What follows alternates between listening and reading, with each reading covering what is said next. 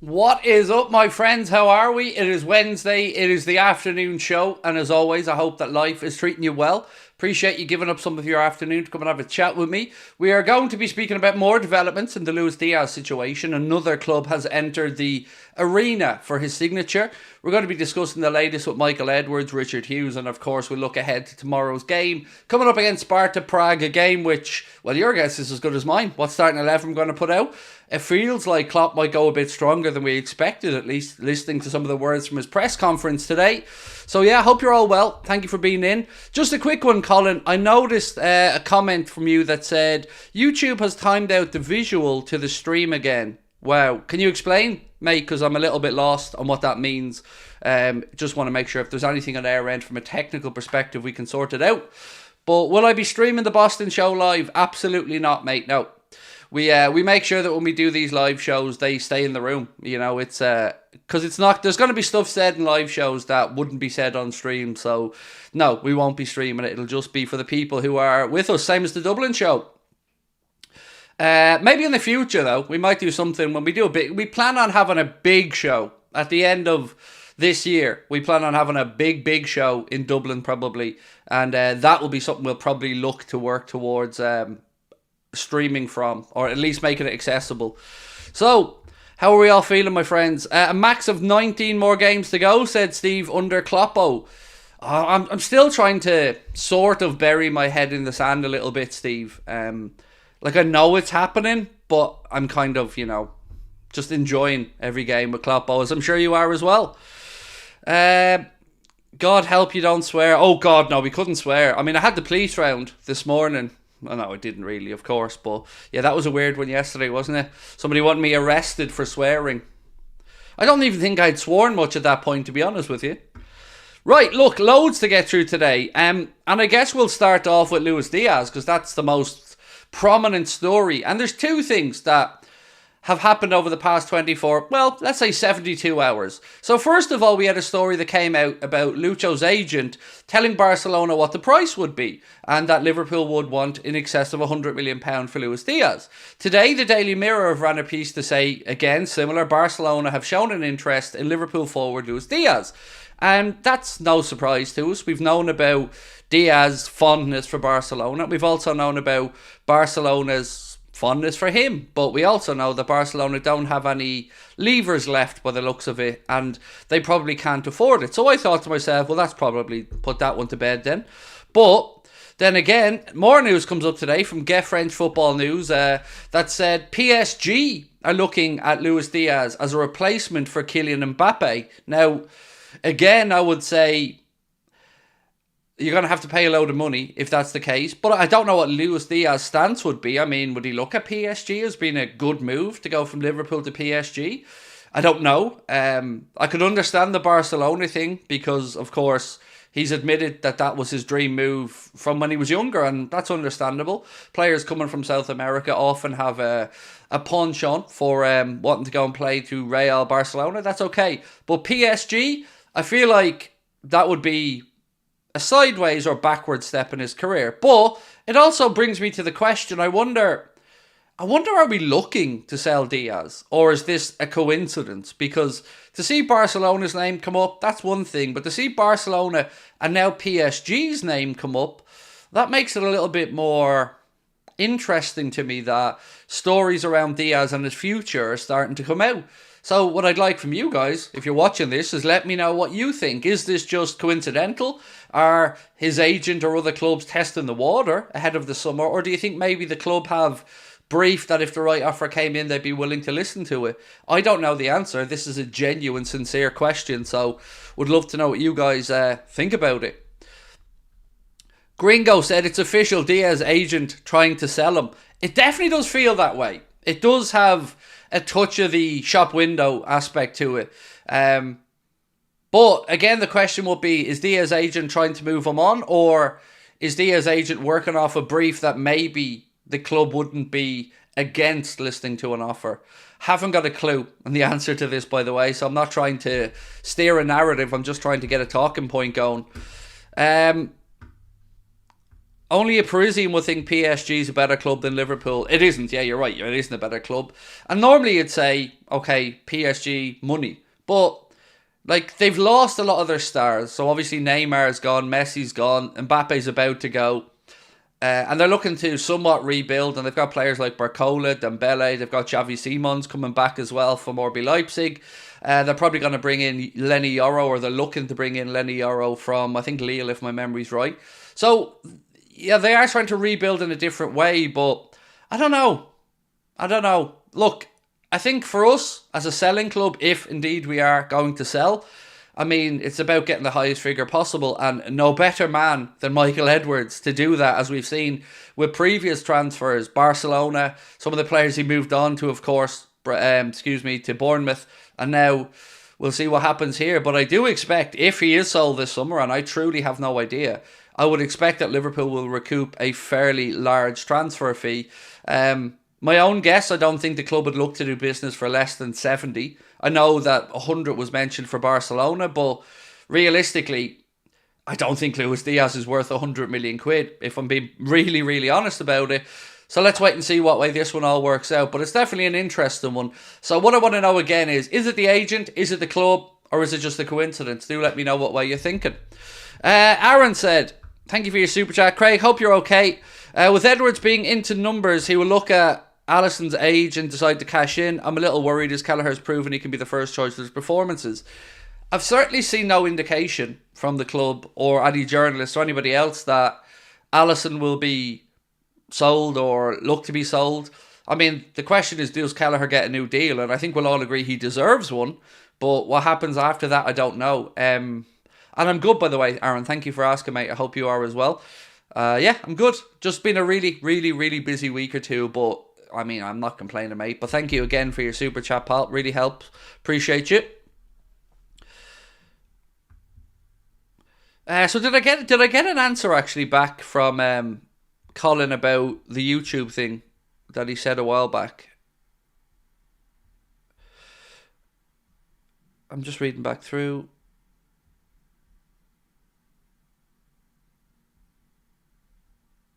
Remember, Colin, you were saying about YouTube hiding the visual or something? I don't know what that was, so I was trying to figure it out. Anyway, let's get back to the comments. PSG have the 100 million. Oh, look, Gringo, man, don't get me wrong. If the money's there as a club selling him, I don't care. You know, if you're going to sell a player, then it's all about just getting the most money for the player from the club's perspective. And obviously, you don't want to sell to a rival, so you wouldn't want to sell Lucho to an English team. But after that, if he's going to be sold, and again, I have no idea if he is or isn't, it's just about getting the most money. And as you've said, PSG certainly aren't short of money. Thoughts on what Carragher said last night? I don't know. What's the comment that I'm supposed to be discussing with Carragher? I don't know what particular comment we're talking about. Carragher's been speaking a lot over the last while, because I guess Carragher speaks about football, but I've no idea what the particular comment is. What time is our game tomorrow? 8 o'clock kickoff, mate. 8 o'clock. How am I? I'm good, thank you. IBX Edits. I'm good, yeah, good. Just still waking up. Takes me about 3 hours to really wake up. That's why the 8:30 streams where I'm far more lively. How do you rank Ian Wright as a pundit? I've always had a soft spot for Ian Wright. I think he's genuine, sincere. Look, you're never going to agree with everybody on everything. That's, we've got to take that as a given. But yeah, I like Ian Wright. I would have a lot of time for listening to Ian Wright. I think he's the closest pundit you'll get to just an out-and-out football fan. Maybe Ali McCoist, who's another one. Another pundit who you can just... I think with Ian Wright and Ali McCoist and a couple of others, you can really feel the excitement, the love of the game. It comes through in what they say. Have you seen that Joe Gomez will be called up for the Euros? Yeah, look, he deserves it. Obviously for me, I just hope none of our players get injured. But I know Joe, I'm sure, is very proud to represent his country, and it's deserving after such a good season. And I mean, he's shown Gareth Southgate that he can play in a whole host of positions, and certainly in tournament football, that kind of versatility is important. So I can see exactly why Southgate would look at Gomez and think, well, he can fill in a whole load of different spots for us if we need him. So definitely worth having around. And of course, the experience of playing at the top level, winning stuff at Liverpool, yeah, it's sensible.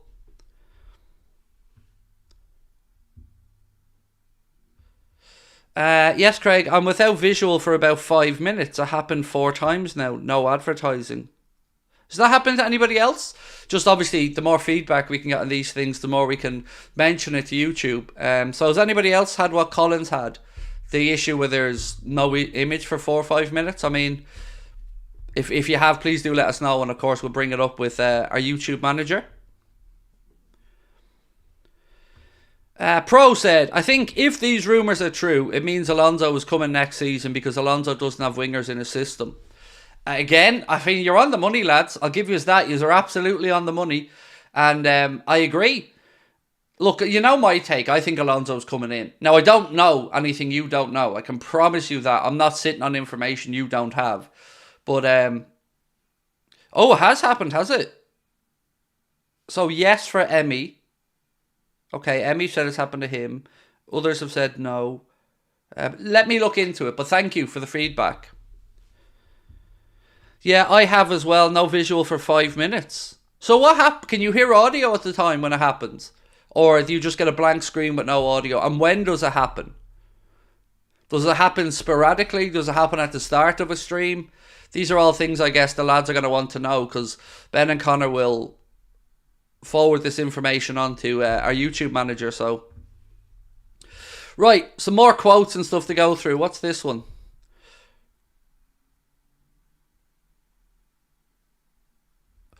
Right, so Fabrizio Romano has said that it is not possible for Barcelona to sign Liverpool star Luis Diaz, as they wouldn't be able to afford the crazy fee needed.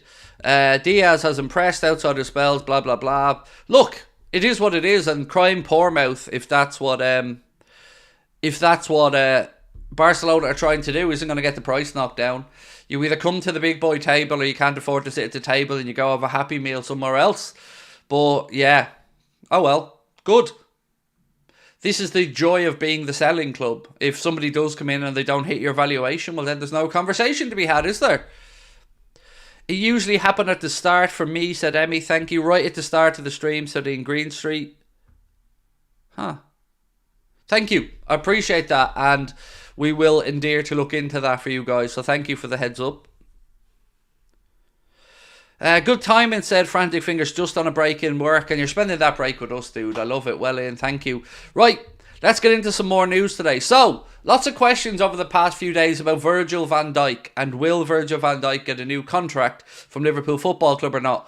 Well, The Athletic have said that Richard Hughes is well placed to resolve the Virgil van Dijk future issue because he is in regular contact with the Dutchman's agent, Neil Fewings. So, again, you can see why the people we brought in are being brought in. And I'm going to point you back to something Jamie Carragher said recently as well when he spoke to Michael Edwards. It's all about the relationships with agents. That's how you get these deals done. Players in, contracts renewed, having good working relationships with these agents. And as you can see from The Athletic, Richard Hughes has a good relationship and has had plenty of dealings with Van Dijk's agent, Neil Fewing. So that points to a positive outcome, hopefully. Because let's be honest, I was nervous when I heard Edwards coming back in. I was nervous when I spoke to some people in the media, and the feeling was that they hope that Virg gets the new deal, but we'll have to wait and see. So yeah, let's hope that gets done. The Salah one is the one that I expect not to get done, if I'm being honest. But again, not saying I know something you don't know, just giving my own gut feeling. Barcelona are apparently going to listen to offers for Araujo, willing to sell if anyone pays close to 100 million. Well, that won't be us, so we don't need to worry about those conversations. United, on the other hand, well, they're going to be in the centre-back market in the summer, and maybe they'll pay 100 million for Ronald Araujo, but I don't see Liverpool doing it. Nor do I think he's worth 100 million, if I'm being blunt about it. For us, whether that be Hincapié, Inacio, we'll see what our centre-back shopping list looks like when we know what the manager, or who the manager is going to be. Is Diaz suffering from a lack of English? Haven't got a clue. Have not got a clue. If if he hasn't settled, or I don't know is the honest answer. I mean, I could say the club certainly have done everything possible to try and obviously help Diaz. Obviously, they've brought his family over for Christmas period. Now they're staying over here for an extended amount of time, and Luis Diaz is there with his dad. And so you'd hope that he certainly feels comfortable in his surroundings. I know Liverpool have been very good about helping players settle into cities, and the other players in the squads as well have been very good. So I don't know if that's the issue. I don't know if there is an issue, but it does feel very coincidental that we're seeing lots of Luis Diaz stories over the past few days. And also, and I'm going to say this because I say it every international window, every time there's an international break, agents get a bit more ballsy because their players are away for a couple of weeks, and it's always during an international break that you start to see these type of little leaks coming out, or just on the eve of an international break. I don't know, as I said, if they feel a bit emboldened because they know their players are often away for large periods during these international breaks. But it's no surprise to me that we're seeing it on the week before they depart.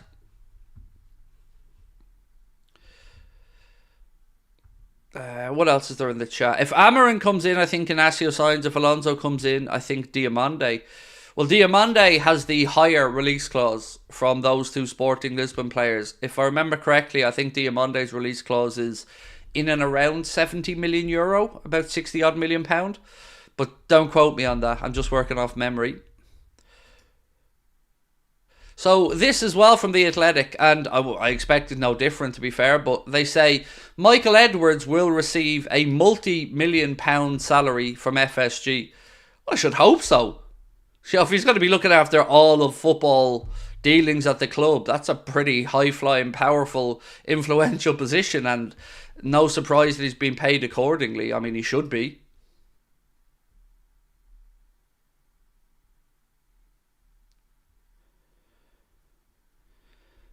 Okay, so is this the comment that you were talking about earlier on? So Connor's just sent me a screenshot that says, and again, I'm reading this, so this is not my words.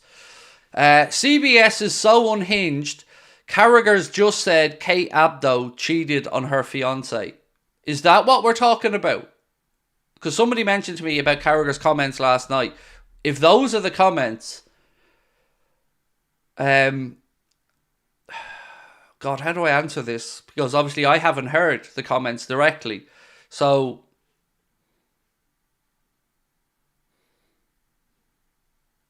well, I mean, it's not a great thing to say, is it? Even if it's true, and I don't know if it is or isn't true, but if he said that she cheated on her fiance, that's very unprofessional, in all honesty. But look, context is important in this. Was it a jokey? Haha. As in, are her and Henri flirting? Is that what he was talking about? Or is it a definitive, you cheated on your fiance? I'm not listening to you, you cheated on your fiance. I guess I have to see the context of it before I can really give a reply, because it is important. Context in these things is definitely important.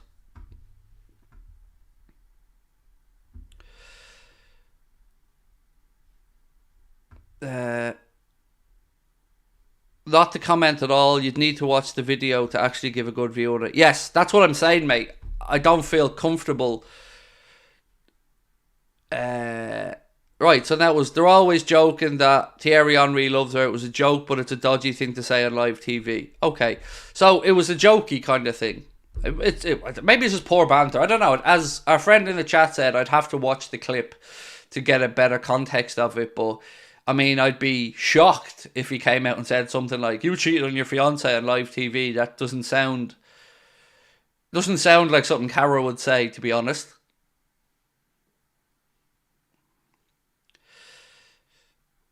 They were being asked to wear an Arsenal shirt, which Cara did. When she was asked, she said no, because she was faithful, and Cara joked not to. Oh, okay. Okay, I don't know. I'd be more concerned about why he's lashing on an Arsenal shirt, to be fair, but maybe he just wanted to cover up his Sky Sports pyjamas. I don't know. Look, it's a whole lot of not my concern, really. I don't want to get involved in these things with people's personal lives and stuff. That's their own concern. Again, Fabrice Hawkins just confirming what we were saying at the start of the stream, that PSG are indeed very interested in signing Luis Diaz. It's been repeated quite a bit, actually, across. Klopp was speaking today in his presser about Mohamed Salah, and he said, it's super important that we build up Mo. He's ready for 90 minutes, top fit. Well, let me say this, Jurgen, on behalf of every Liverpool fan.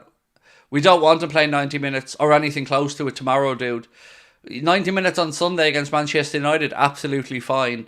But we don't want him playing... I don't want him playing any minutes tomorrow, but I'm sure he probably needs 10 or 15. But, yeah, definitely don't want Mo playing more than... I don't want any of our first teamers near the pitch tomorrow, in all honesty. The Athletic also, again, gone back into the Michael Edwards story, has said, Edwards told journalists that he did not miss club football and everything that came with it, and was not keen to step back into that world, pointing out that Liverpool would not be getting the best version of him if he were to return. Edwards emphasised the importance of keeping things fresh in a working career. And I understand where he's coming from. So yeah, he's been there, done that job. I guess he's lived that life. And that FSG had to get creative to get it back involved. Obviously give him a bit more power and a bit more overseeing ability of all football operations, and obviously that's something that Michael Edwards found interesting enough to come back, and I'm glad they did. I'm glad they kept pursuing, and I'm glad they got their man. Craig, I want you to know this stream is so important to me. Generally, I'm pretty lonely, but I love the community here. It makes me feel like I'm part of something. Keep it up. Thank you, mate. I feel the same way, by the way. I'm not a very social person. You know, I don't go out much. I don't have any issues going out, but I don't go out much. Certainly don't socialise much. I stay at home with my family. I do these streams. I watch football and mind my own business. So yeah, it's important to me as well, mate. But it's also really important to me that you feel that way and that you feel like you can come in here and have some fun with us. So much love, and thank you for being with us. And thank you for not sending the police around in case if I swear, you know. Always on the lookout there, keeping an eye out the window and all, just in case the police show up if I curse.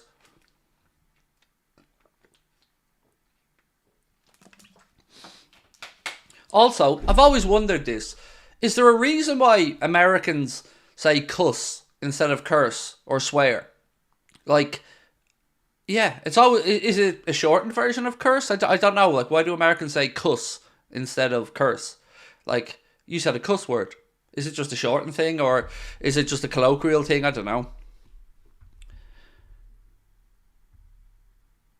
Can we get a shout out for Henry Hood, who's managed to indoctrinate all his little cousins? Absolutely, Henry, you're doing great work. Soboslai comment on Ghost Endo while playing against him in Germany. Yes, I mean, it was great to hear Soboslai bigging up Endo, and I think we're all very grateful to have Endo at the club. So Marcus sent me the full clip, and I will watch that later on, and I'll be able to give you a more in-depth answer then at about 8:30.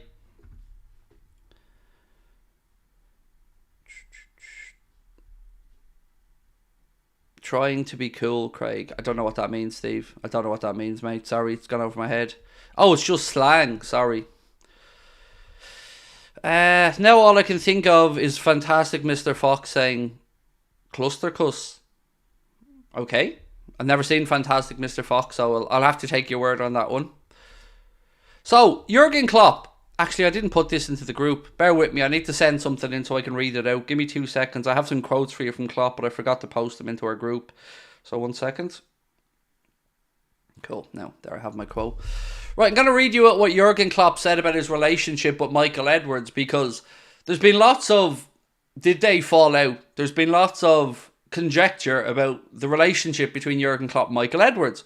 Some people are saying, is it only because Jurgen Klopp is leaving that Michael Edwards is coming back? And other people are saying that Michael Edwards left because him and Klopp butted heads on things. I think there's even been some comments from some reporters about these incidents. And look, what I would say first and foremost is it's not unusual in any working relationship where decisions have to be made that people disagree. Sometimes that gets heated.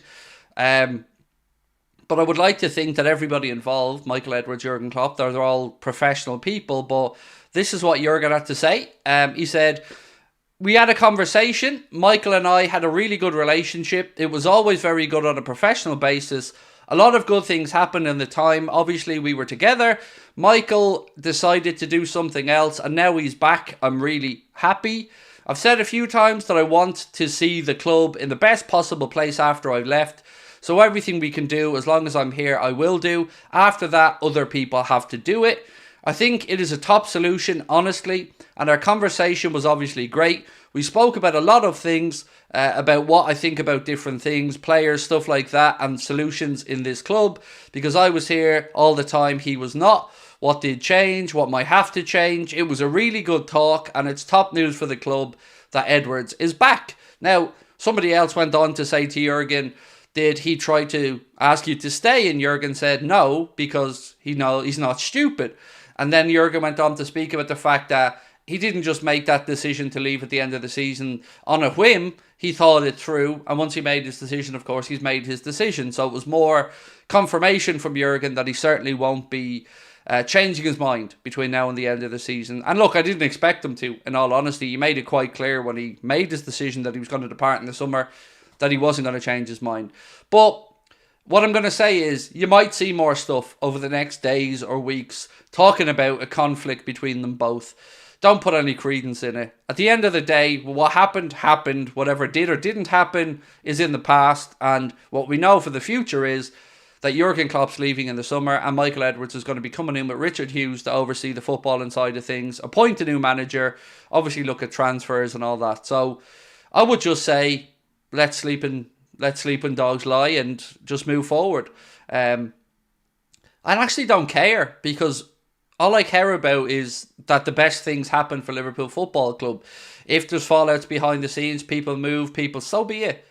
But what we can say is, whether it be because of Jurgen, whether it be because of Michael Edwards, our transfer business in recent 6, 7, 8 years has been impeccable.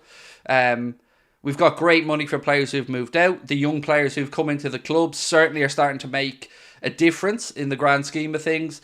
So whatever the reasons were, whatever caused the split originally, Michael Edwards is back. Liverpool's looking strong. And we move forward in a pretty optimistic way. I mean, let's not forget, Chelsea, Manchester United, Real Madrid, Barcelona all wanted to bring Michael Edwards back in to oversee various things, from being a sporting director to the whole side of football, and Michael Edwards said no. So this is what gives me incredible belief with FSG with negotiations. Everybody else was running around after Edwards doing this, that and the other, and FSG just were patient, and when the opportunity arose and they spoke to him, they got it done. And that's what makes me feel really confident about them getting Xabi Alonso in. So we wanted to put a structure in place. The club spoke about sporting director being an important role they have to fill. All these things are coming to fruition, and it's looking good. So the future of Liverpool Football Club is looking incredibly healthy.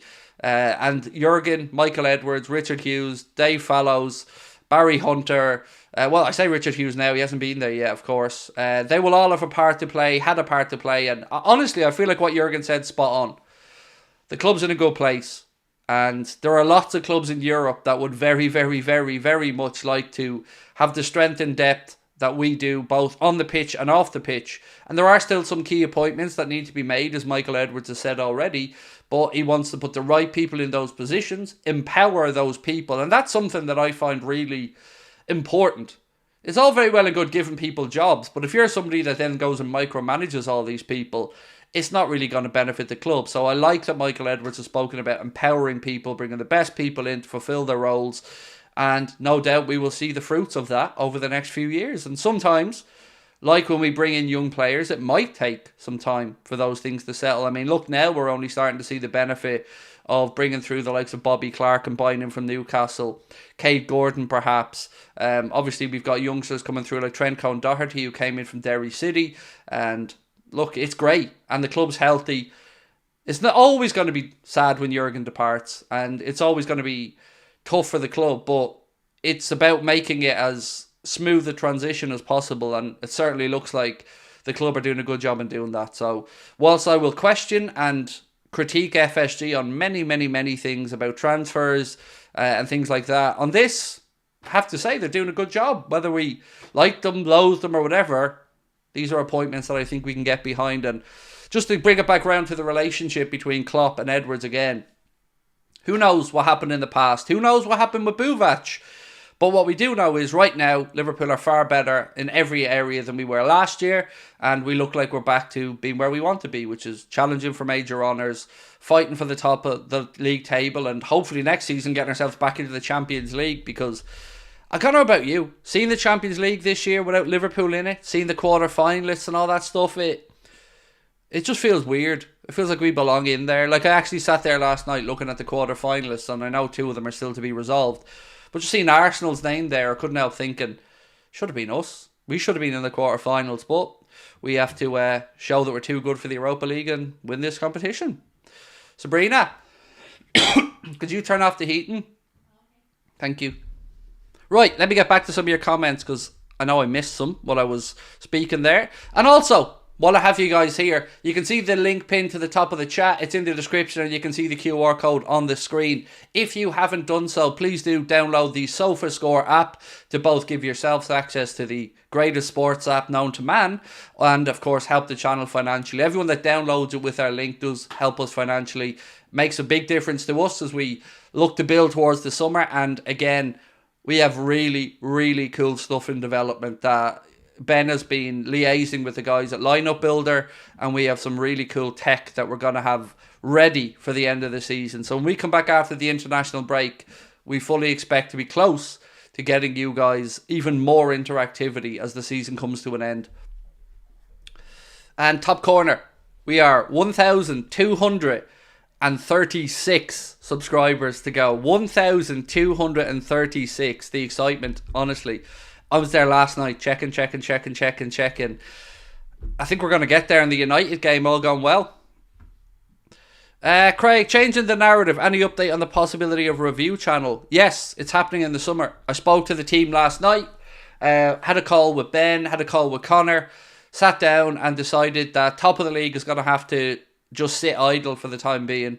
And we're going to look to build and do it right. A review channel in the summer. And I'm also fairly confident to say a podcast, a proper dedicated podcast, will be in the works for next season as well. Whether that's me doing 20 minutes of my own, or whether that's Anfield Agenda doing something else, I do feel like I want to get back into the podcast world, because it's where I started. So yeah, podcast and a Craig Reviews channel are going to be happening. But for now, if I could just ask you to check out the Clips channel, because we have some clips that are just shortened content from the longer streams, but we also have some unique clips that we make just for the Clips channel. So do check Anfield Agenda Clips out as well. Right, more of your comments. SofaScore is brilliant. I highly recommend it, said Glenn. Thank you, Glenn. Craig, hope you're well. Went to Wales and had your stream on my phone while we watched the City game. Everyone in the pub was saying it was a pen, even the City fans. Exactly, Bobby, because it was definitely a penalty, mate. And it just gets me, Bobby, when we hear the mental gymnastics that these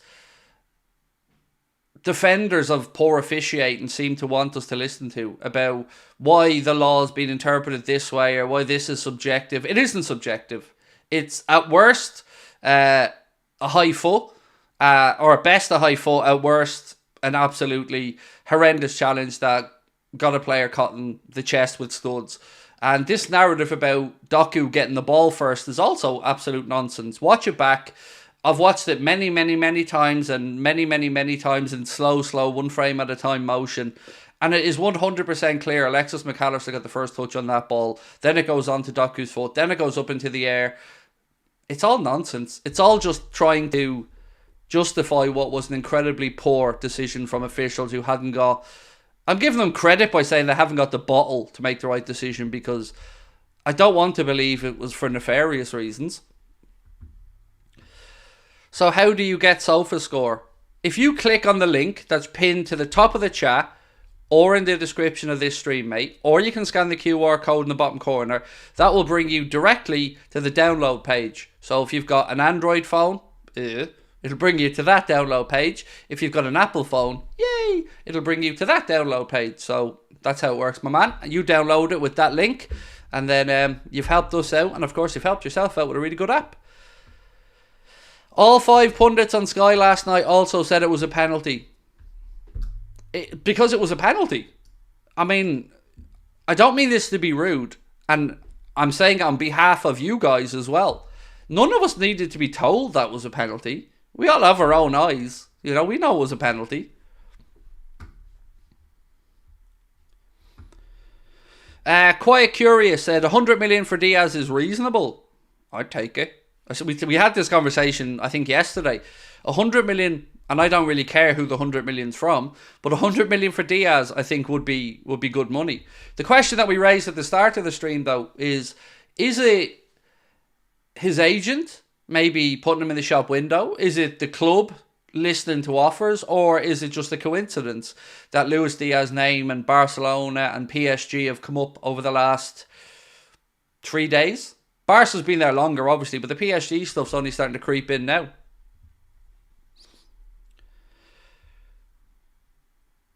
Oliver's in City's back pocket. He always favours them, said Stephen Landry. Look, I don't want to do it, lads. I don't want to get into another Man City conversation because you know what it does. I get triggered, I go on a rant, and I end up getting more worked up as the stream goes on about the whole situation. I think what we all just want at this point is a resolution. I think that's fair. Diaz is too good to sell. Why would he want to go to a Farmers League? I don't know. I mean, I'm not saying Diaz wants to go to PSG. I'm not just talking about links that are coming through today from France. He's too good to move on. I don't have any desire to sell him. But I'm saying if the club got offered 100 million, I could see why they'd sell. Because I think his market value is probably 60 to 70. So if 100 million came in, I think sell. There's pretty much most of that team, I'd say, sell if 100 million came in. There's a few exceptions, of course, but 100 million's 100 million at the end of the day, and we know how well we can reinvest money. I read a really interesting piece, though, that spoke about the whole... Let's look at Moise Caicedo as an example for a minute. So you have Brighton, obviously, who sold him for £111 million to Chelsea, nearly 115 million to Liverpool, and they got him for £4.5 million.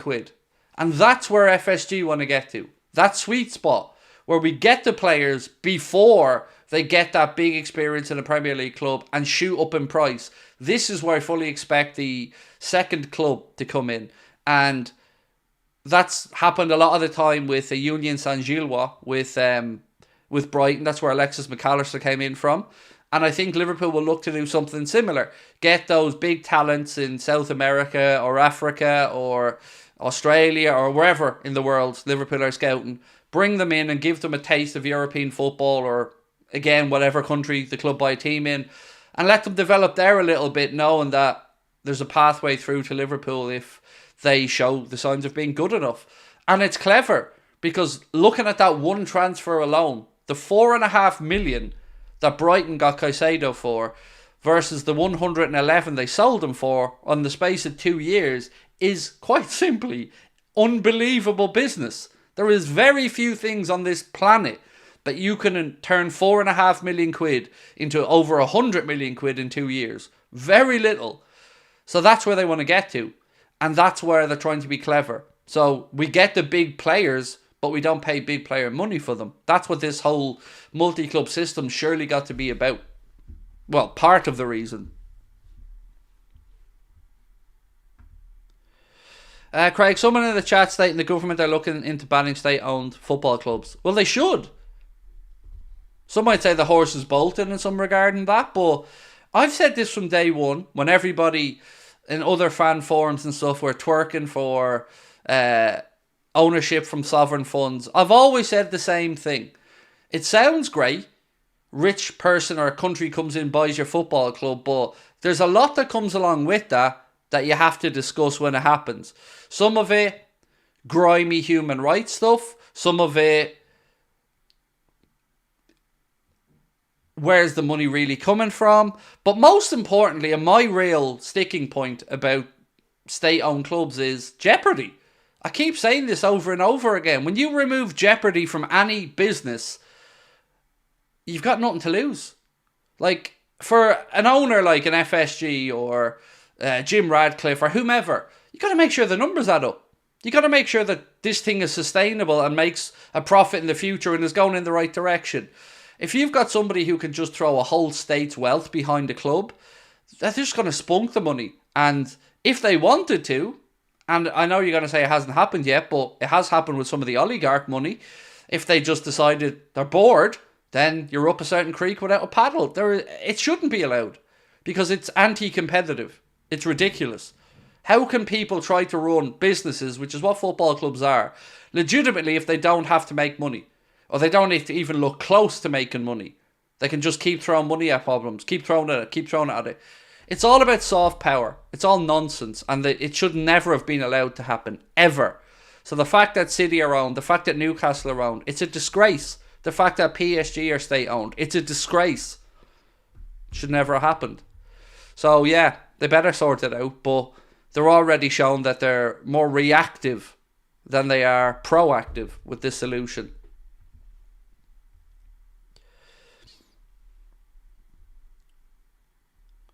Barcelona is not in a position to buy expensive players. I say this with financial technical knowledge. Absolutely they aren't, mate. I agree with you 100%. I think everybody will. I said this yesterday as well. Barca don't have £100 million to spend on Luis Diaz. Absolutely not. Barcelona have to reduce their wage bill even further from the La Liga's own internal FFP system. I think they've got to... Now, you probably have more information on this than me, Nanso, but I think they've got to trim something like 200 million a year off their wage bill.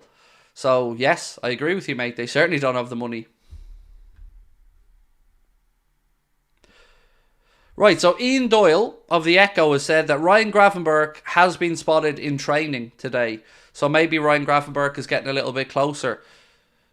And there's a Pranav with a super... Honestly, Pranav, I was reading that from Connor, and then you just came in with a super chat there saying the exact same thing. Thank you, mate. Said, Gravenberch is involved in team training as per Ian Doyle. Good. Good. It's all coming up Millhouse. We're getting the players back now, and we'll have Trent and Jones coming back the other side of the international break. April then for Diogo and Allison. And then we're not too far from full fitness. You know, Thiago and Matip, I think we're just going to have to say we've probably seen them play their last games for Liverpool. And yeah, good. Good. It'll be great after the international break when other teams have a lot of games, a lot of minutes in their legs. Arsenal, of course, playing 120 minutes last night plus penalties. And Liverpool now get to bring back fresh, rested players. Can only bode well for the remainder of the campaign. And on that, actually, let me just talk about Arsenal for a minute and last night. So 2 things I want to say about Arsenal. I think the atmosphere inside the Emirates last night was really good. And there is certainly momentum with that Arsenal team. There's a good connection between the fans and the manager and all that stuff. But I say this respectfully.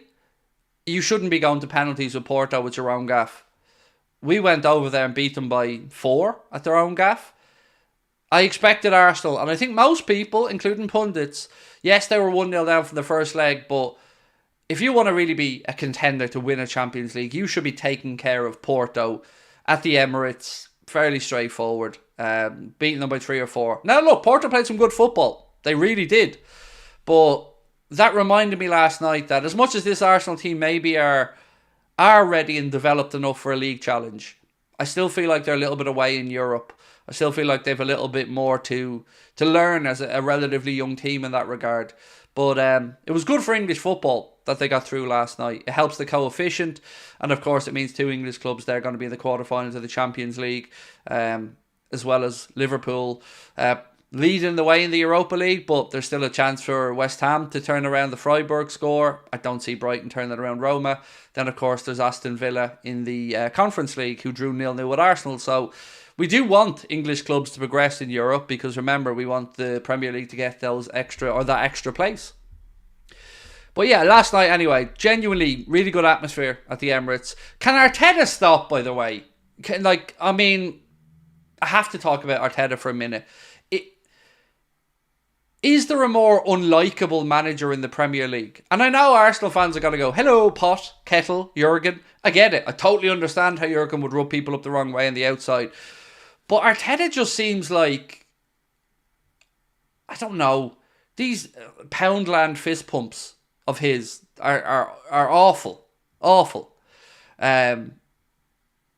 I don't know. I can't take to that lad. I just see the little bit of Everton head them every time I watch him on the sidelines. But his behaviour on the sidelines needs to calm down. You can talk about Klopp all you want and Pep or whatever, but Arteta is, in my opinion, the most petulant of all the coaches on the sideline. Never in his technical area, and he needs to calm down a little bit, and he needs to be put in his place a little bit, I think, by the footballing authorities, because he's a bit of a clown. In all honesty, I just cannot take to that man.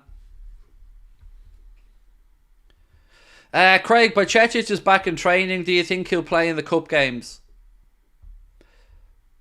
I think he'll play any games once he's back up to match fitness. I mean, I can see Bajcetic being involved, to give Endo a rest maybe in the last 30 in some games. It's just about making sure he gets up to match fitness. He doesn't have his own style. I agree with that entirely. I'm sorry, I'm not even going to try and pronounce your name, mate, because I don't want to make a terrible pronunciation of it. But I very much agree with you. He doesn't have his own style. The whole fist bump thing, it's so... This is going to sound really weird. It's so poorly executed. That's what annoys me about it. I've nothing against Arsenal, but Arteta is so overreacting on everything. That's exactly how I feel. I've got nothing against Arsenal. I've said it many times. I think they're a great football club. They play some really attractive football, and they're definitely a club moving in the right direction. So I've nothing, like you, mate, nothing against them, but I can't take to him. I just still see him in that Chang Everton jersey, and it just still winds me up seeing his nasally little head. And I can't listen to him talk either. It sounds like he's whining all the time. I just can't. And the LA stuff as well, yeah. I mean, and people say, but you robbed LA. We did, but at least we brought it to England and did it properly. The Arsenal version is just meh. We've conquered all of... Well, we haven't actually, so we better shut up now.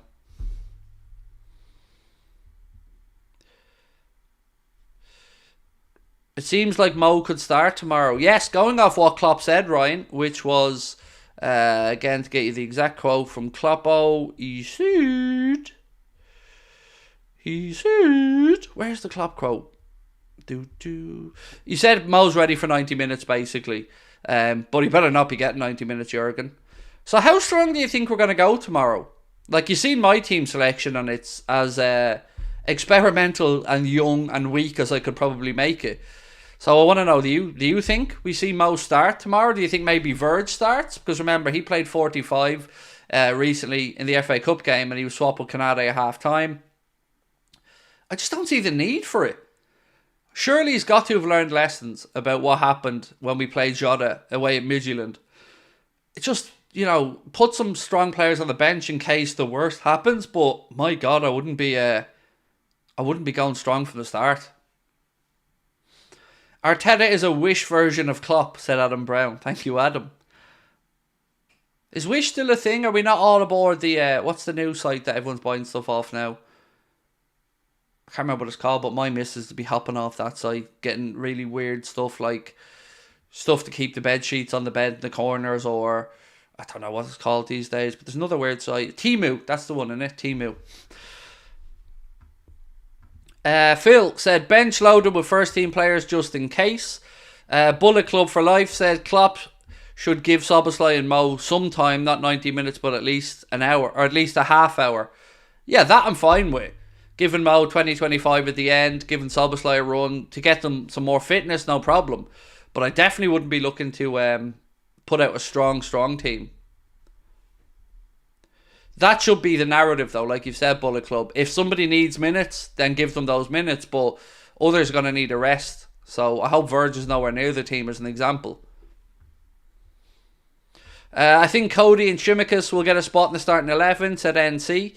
I agree. I think we may see Gakpo. I hope we see Gakpo in an advanced midfield position or in the left wing and dance through the centre.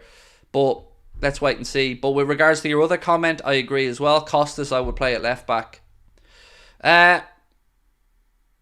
Jetil, welcome to Anfield Agenda FC, my friend. Apologies about my attempt at pronunciation, but I really appreciate your support. Thank you. Just want to again remind you, amazing people. Is this the right one? No. There's another one for this. Is it this one? There we go. There you go. I'm going to leave that up for the last few minutes of the stream. Tickets are starting to move, thankfully. So, if you haven't got yours yet for the Boston show, we are going to be there next Friday. 9 days. Myself and Connor are going to be in Boston. It's going to be a really intimate show, and we're going to be having conversations with you guys before, after, during. You guys are going to help. You are the show. It's going to be like a live stream. It's going to be me and you interacting, and we'd love your presence. If you're in that part of the world, if you're near Boston, you can get your tickets in Ticketmaster, or you can look directly at the venue as well. Go to the Citizens House of Blues. We're playing in the Foundation Room, which is the smaller venue downstairs. And 9 days to go. Cannot wait. And first time in Boston. Can't wait to be there. Can't wait to catch up with some of the Liverpool fans over there, and of course have a couple of drinks and spend some time chatting with you all afterwards. Any photos, anything like that, of course, our pleasure. And we look forward to catching up with you guys over there. Right now, if you had to bet £1,000, who would you say the Liverpool coach is? Right now, if I had to bet £1,000, I'd say Jurgen Klopp. Give me my money. Because he's the coach right now. I know what you meant. I'm just being an asshole. Alonso, without a shadow of a doubt. I mean, I'm at 80% minimum that Alonso's the next coach. Gomez looking amazing as a fullback, said Jack Howe. Look, he's been very good wherever he's played. He's been extremely consistent, and that's probably what's helped him get into the England squad. But he is going to be called up. That's been doing the rounds today as well, that Joe Gomez will indeed be called up to Gareth Southgate's latest England squad. Rob Whittaker said Dom needs minutes along with Mo. Can see them getting the first 45. Harvey needs a rest. Totally agree with you on that one, sir. Apparently Diaz agent has offered to PSG. So what I heard, Benjamin, is Diaz agent has offered to Barca, or at least informed them of the price, but PSG are the ones that are showing interest in Diaz and not the other way around. But let's wait and see. There's been a couple of reports coming out of France today that Lucho is of interest to PSG to replace Mbappe. Craig, if you ever came to Sweden, I'd give you a hell of a night. I mean, that sounded a little bit rapey. Jokes, mate, jokes. Some beers and really just nice talk. Bears? I think he meant beers, but bear sounds way more fun. I mean, I could definitely have a night chatting with some bears. That'd be fun. But yeah, look, I said this before. People think I talk through my backside. You want us to do a show in your city? No problem. You source us the venue and we'll show up. That's how simple this is for us. It's always just trying to find the right venues that is a pain in the backside, because we don't have the local knowledge. So we were lucky in Boston. We had Brian. Brian's able to point us in the right direction. Dublin, it's my city. That's why we did the first show there. But would really, if you want us to come and do a show in a town in Spain, Sweden, America, maybe not Australia because it's a bit far to go for a show, but anywhere else like that, honestly, contact at AnfieldAgenda.com. What we're trying to figure out now is what to do for the Europa League final. So we're starting to reach out to a few venues in Dublin, and we're kind of thinking along the lines of an after party if Liverpool do get to the final. So yeah, we're looking into that at the moment.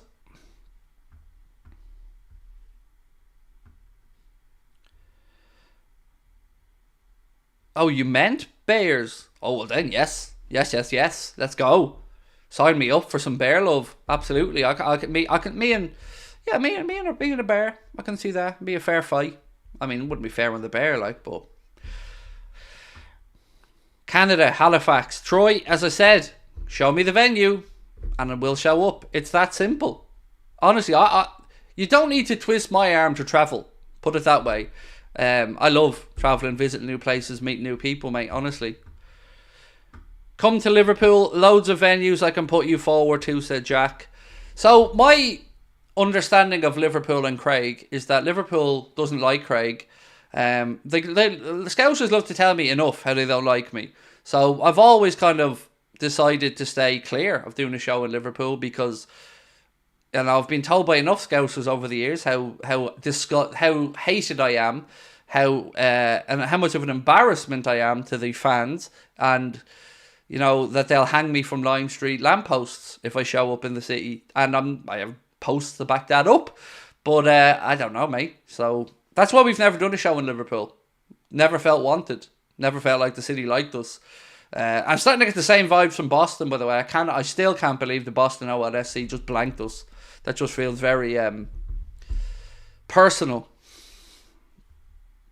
Speaking from the past, Arteta drives me nuts when he leaves his technical area to stand behind players on their throw-ins. How is that allowed each game? I don't know. But it's something I've noticed a lot of, particularly when we played them. He was outside that transfer area more than he was inside it. Craig, just on late on the stream, what's the info regarding Diaz? So there's been a couple of reports today from Get French Football News and a few others coming out of Paris that PSG are interested in trying to bring in Luis Diaz as a replacement for the departing Kylian Mbappe. That's where we're at the minute. And the question that we kind of posed at the start of the stream was, do we think this is a coincidence that we've had a couple of clubs now being linked with Diaz? Is it the agent? Are Liverpool testing the waters? Or is it all just a big coincidence? And that's... I don't know the answer to that. That's why I'm genuinely asking. I'm from Liverpool, and I do not dislike you. Obviously, I'm not saying every Scouser hates us, mate, but we've certainly always been told we're not welcome in the city by a good group of people, and I guess that was backed up when I received threatening calls, and my phone number was doxed and lots of other stuff before the Real Madrid game last year. And my son heard the threats on the phone and he got upset, and it just wasn't great, and it certainly hasn't made me any more likely to head back to Liverpool, because God, of course I'd love to do a show in Liverpool. I love the city, love the people, but I've got to be honest about these things as well. Do I listen to Rory Jennings or Boovie? I'd rather stick pins in my testicles than listen to either of those two, and that's as much as I'm going to say.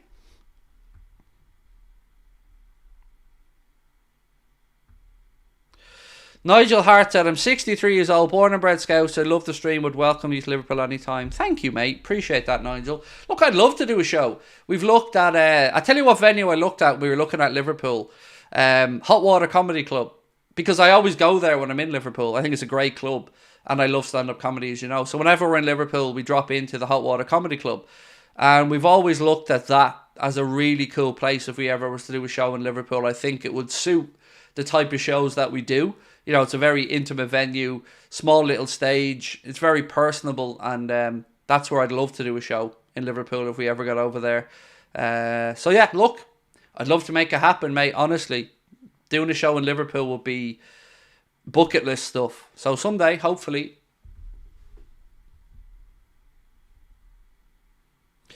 Laura laughs and photographs, Scouts and Dubs. We're the same. We're one and the same, mate. I've said it all the time. They're probably Everton supporters. Look, I'm not joking. I still have the messages on my phone, the screenshots. It's not great. Like, I don't know what I've done. I get, like, people might not like the content. I totally understand that. I've always understand that. But what gets me about it is I've only ever spoken in glowing terms about Scousers. And why wouldn't I? Because I think they're great people. I love the city. Big up the city at every opportunity. I don't get it. I've never understood it. Like, grand, you mightn't like the content, fair enough. But to get to the threatening point, for what? It feels weird. So, yeah. Love to do a show in Liverpool. Really would. And fingers crossed we get there.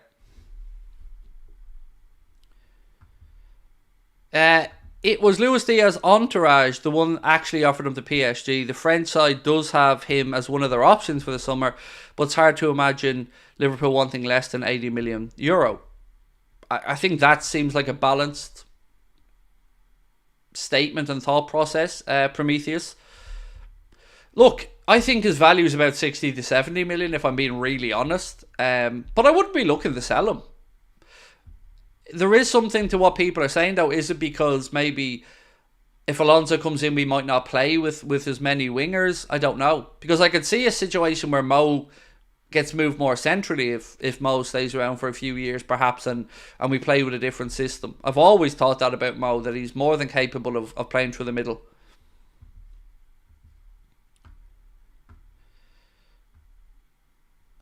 Are you sure they're from Liverpool, and have you told the police? So have we told the police? No. Did we tell Liverpool FC security? Yes. And to be fair, somebody from them did reach out. Never heard back once we informed them what happened. But look, I'll give you the short version of it. Our sponsors, Oosh, as you know, part of our deal with them is that we get tickets to some games each year. And last year came up, there was Real Madrid Liverpool at Anfield. So myself, Connor, Paddy and Chris were supposed to go over to the game. Now, being honest, a lot of the hate was aimed at Paddy. But somebody doxed my number and I answered the phone and my family were in the room with me, and I always answer my phone on speaker because I don't hold the phone to my head. I never do. So I always answer my phone on speaker. I answered it and it was like, firstly, the first threat was tell that Murphy lad, blah, blah, blah. I'm not going to go into the words of it because, you know, I don't want to give them too much airtime. But my son heard it and then they start threatening me, and then my phone number was doxed on social media. It said that I had tickets for the game, that I had hundreds and hundreds of calls on it. And my son was upset. And this was all the night before we were due to go over. And what really killed me was, it was a once-in-a-lifetime chance for me to go see Liverpool Real Madrid. And it was hospitality tickets in an amazing part of the stadium. And I was getting to bring the team over. And I'm the only one that ended up not going. Because my wife, my son and my family said, you can't go over. You'll just draw attention to them and something may happen to Paddy or something might so the family said, don't go. So on the eve of the game, I had to pull out of the game, and Connor, Paddy and Chris went over, and I did the watch along from home. And it was really, honestly, demoralising because I hadn't been over in a couple of years. The idea of seeing Liverpool Real Madrid was a once in a lifetime thing. The tickets we had for it, I know how hard the sponsors had to hustle to get the tickets for us, and the whole thing just felt like, I felt like packing it in all honesty, because when you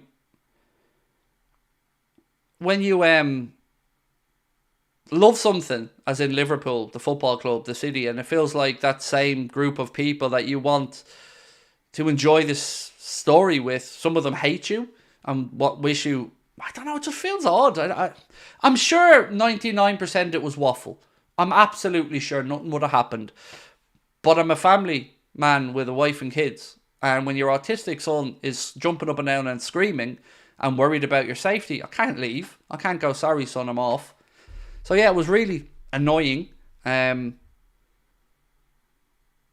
never get it. I can see people not liking my content, but I don't know what I do to offend people that strongly that they want to get to that level of threatening behaviour. It's weird. And I haven't been back over near Liverpool since. Haven't gone to a game. Haven't thought about it. We were planning on doing a show as well in Liverpool at the end of last season, and we never followed through with that because I don't know. I don't know the city of Liverpool. I don't know if these threats are credible. I don't know who these people are because of the anonymity of social media. So yeah, it's a weird one, but I don't know. It is what it is.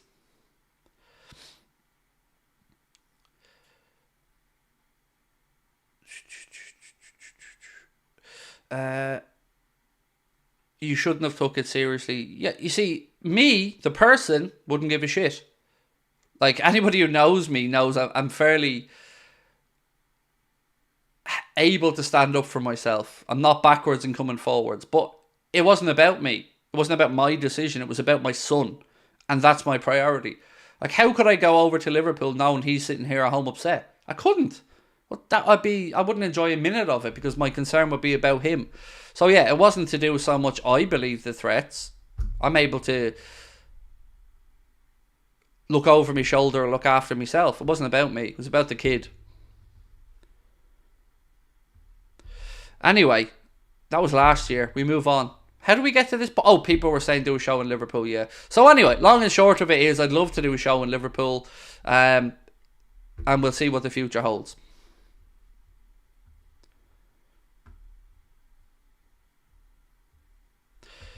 Be a Liverpool supporter with a YouTube channel and also get hate. Like what? Oh, mate, lots of it. Loads of it. Lots of hate. But look, hate's part of the game. I get that. Like, people on the internet, you know, are negative at times and positive at times. That comes with the territory. That's fine.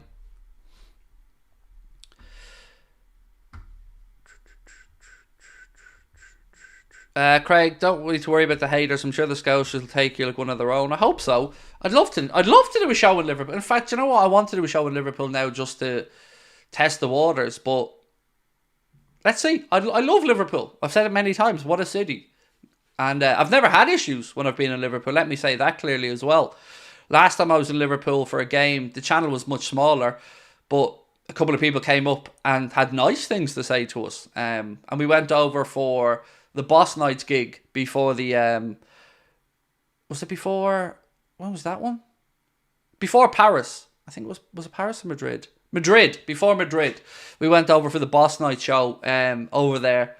Amazing. What a show. And loads of nice people came up and said hello as well.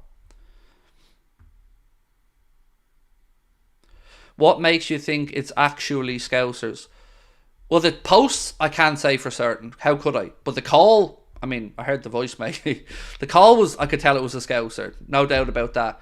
But the text message or the posts on social media, I can't say they were Scousers. I can say they profess to be, but I can't say for certain because they aren't using real names.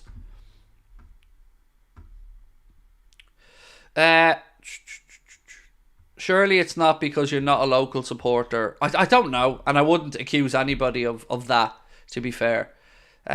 Look, I don't want this to get into a whole Craig Scousers thing. It came up in conversation, so we had a discussion. Right, my friends, I have got to go and record some videos, but 8:30 tonight, we'll be back. We'll look ahead to tomorrow, and we'll probably have more news around the Diaz situation because I'll have had some time to reach out to a few people and find out exactly if this is coming from the Liverpool side, the agent side, or from the French side. So should have a bit more updates for you at 8:30 tonight. Do watch the news video when it comes out later on. Don't forget as well, check out Anfield Agenda Clips channel if you get a chance. Download SofaScore from the link in the chat or scan the QR code on the screen. And don't forget, Boston next Friday. Cannot wait to be there. Looking forward to catching up with you guys. And I'll see you at 8:30. Much